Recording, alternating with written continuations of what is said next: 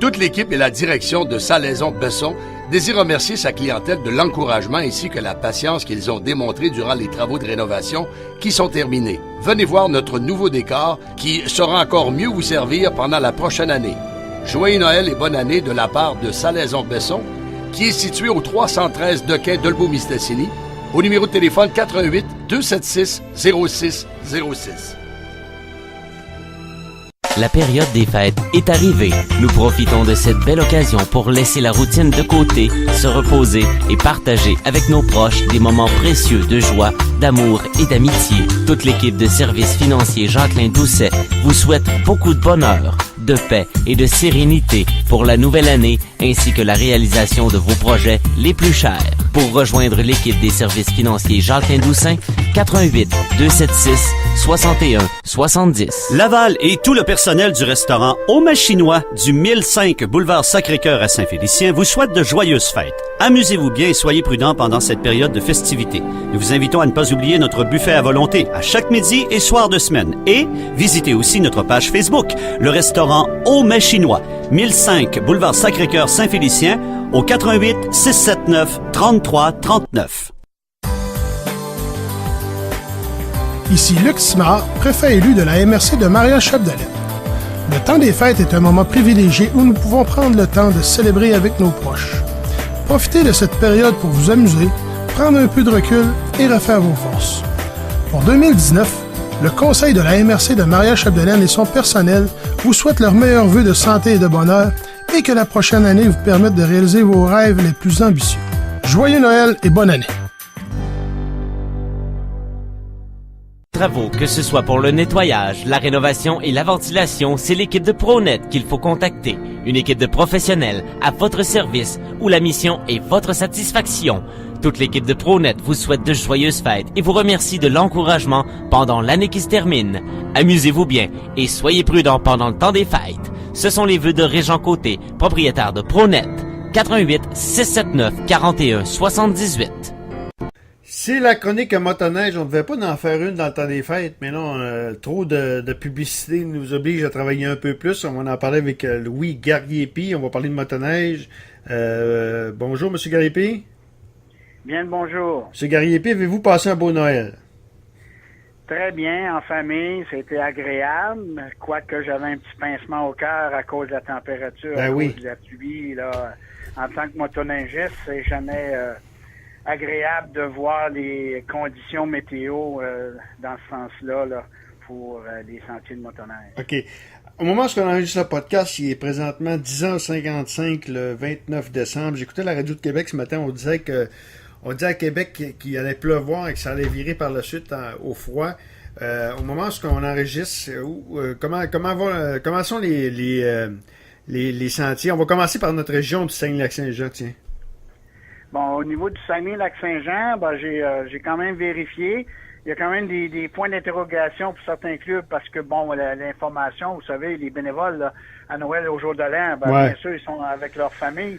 Fait que peut-être des informations peuvent être transmises. Mais ça semble être praticable, mais c'est sûr que les conditions se sont détériorées un peu, là. Mais comme dans l'ensemble du Québec aussi. Alors, de toute façon, nous, on a un voyage de prévu le 2 janvier, là, puis on va aller sûrement dans cette région-là, entre autres. OK. Les autres régions que c'est praticable, un peu où que les conditions sont belles? Ben, écoutez, dans la Naudière, ça semble très bien, ou bien à très bien.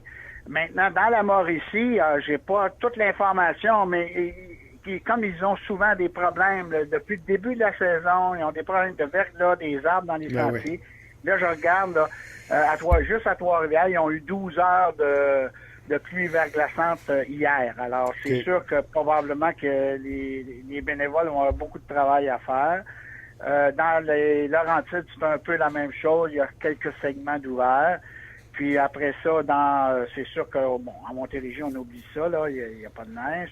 Et du côté du centre du Québec aussi, ça semble pas très, très ouvert. Et Chaudière-Appalaches aussi, on voit là qu'il y a plusieurs endroits là que c'est pas encore praticable pour le moment. Maintenant, les surfaceuses vont sûrement commencer là à damer les sentiers.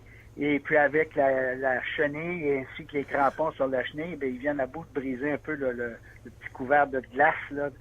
Et au moins, ça va être praticable pour empêcher les glissières de suspension de coller, là.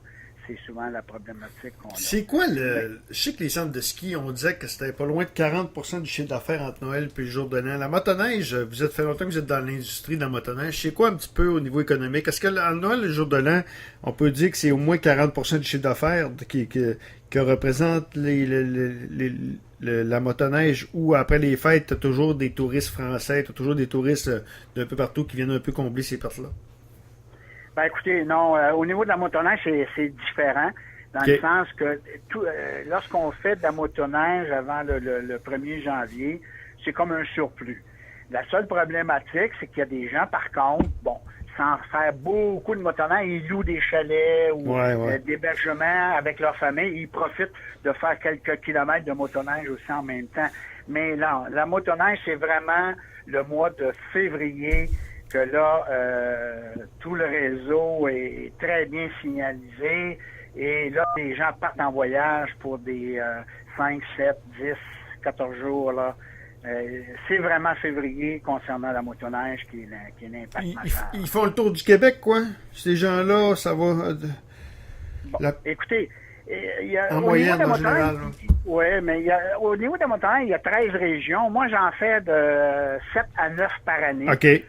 Alors, mais c'est sûr, j'ai tout fait le Québec, là, au fil des ans. Sauf que moi, personnellement, j'en fais habituellement à peu près 7, 8, 9. Bon. Okay. Mais c'est sûr que c'est pas tout le monde qui fait autant de régions, mais les gens, quand même, parcourent pas mal de kilomètres. Moi, dans mon cas, là, depuis que je fais des statistiques, depuis 1980, j'ai dépassé de 203 000 kilomètres. Là. OK. Quelle sorte de motoneige que vous avez actuellement, par curiosité, monsieur Garriépy? Bon, c'est un Ski-Doo Renegade Enduro 900 Ace. OK. De 2019. À la date, j'ai 800 km. Ça va très, très, très bien. Maintenant, compte tenu des situations qu'on a de plus en plus de glace, de verglas, c'est sûr qu'idéalement, c'est toujours mieux d'avoir moi, j'ai une chenille avec des petits crampons, un peu comme des pneus à clous, là, des petits clous. Et ça, là, c'est au niveau sécuritaire, c'est merveilleux. Bien sûr, il y en a qui mettent des plus gros crampons. Mais si vous avez seulement une chenille avec aucun crampon, ça peut être difficile dans les côtes, dans les courbes et surtout aux traverses de route. C'est que les traverses de route, c'est sûr que le petit rang de campagne, peut-être pas, mais les grandes routes principales, les traverses de route sont toutes glacées au bord de la route. Alors, c'est sûr que c'est préférable d'avoir des crampons, c'est plus sécuritaire. OK. Ben, M. Garriépy, je vous souhaite une bonne année, santé, bonheur, beaucoup de santé en 2019, beaucoup de motoneige également. On sent que vous êtes un passionné de ce sport-là, et au plaisir de se reparler possiblement vendredi prochain pour une chronique régulière. Ben, dans ce cas-là, je vais pouvoir vous parler du périple qu'on va débuter justement le 2 janvier au matin. Ben, merci beaucoup, on s'en reparle. Merci, au revoir. Voilà, Louis Garriépy, notre chroniqueur de motoneige.